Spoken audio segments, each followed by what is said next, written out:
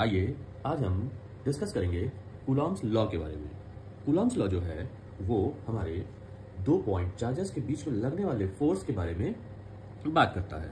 देखिए, जब भी कूलॉम्स लॉ पूछा जाए तो कूलॉम्स लॉ हमें किस तरह से लिखना है, सबसे पहले हमें उसका स्टेटमेंट बताना है, फिर उसके डायग्राम को बनाना है और फिर उसका जो स्टेटमेंट कहता है वो कैसे उसको वेरीफाई करता है, उसके वेरिफिकेशन के लिए जो मैथमेटिकल रिप्रेजेंटेशन होता है उसको लिखा जाता है। तो ठीक है, आइए बात करते हैं कूलॉम्स लॉ के बारे में। तो देखिए स्टेटमेंट क्या है, the force of interaction of 2 stationary charges in vacuum is directly proportional to the product of these charges and inversely proportional to the square of their separation.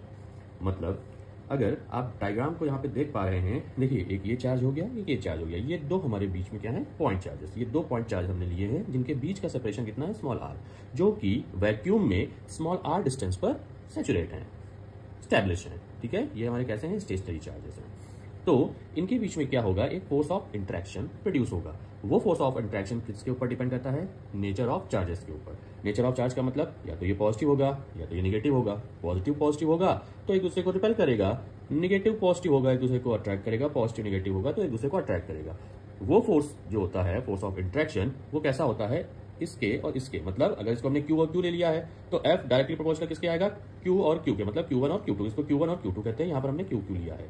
तो ये Q और Q हमारा एक्चुअल में क्या है, Q1 और Q2। देखिए कैसे, ये देखिए हमने जो यहाँ पे फॉर्मूला बनाया है, that is F is directly proportional Q1 Q2। मतलब ये हमारा पहला चार्ज हो गया, ये हमारा दूसरा चार्ज हो गया। दोनों के बीच में जो डिस्टेंस है वो कितना है, वो स्मॉल r है। और इंट्रैक्शन जो है वो क्या है, वो या तो अट्रैक्टिव होगा या रिपल्सिव होगा। ठीक है, तो वो जो फोर्स होगा उसका मैग्नीट्यूड इनके प्रोडक्ट के डायरेक्टली प्रोपोर्शनल होगा। साथ ही साथ जो फोर्स ऑफ इंट्रैक्शन, मतलब जो फोर्स ऑफ अट्रैक्शन और रिपल्शन इन दोनों चार्जेस के बीच में काम करेगा, वो इनके बीच की डिस्टेंस के स्क्वायर के इनवर्सली प्रोपोर्शनल होगा।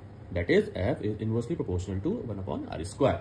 अब अगर इन दो इक्वेशंस को हम कंबाइन करें तो हमारा फॉर्मूला क्या बनता है, फॉर्मूला बनता है F directly proportional to Q1 Q2/r square. जहां से प्रोपोर्शनलिटी का साइन हटेगा तो हमारे पास फाइनल फॉर्मूला क्या आएगा, फाइनल फॉर्मूला आएगा F is equal to K Q1 Q2/r square Newton.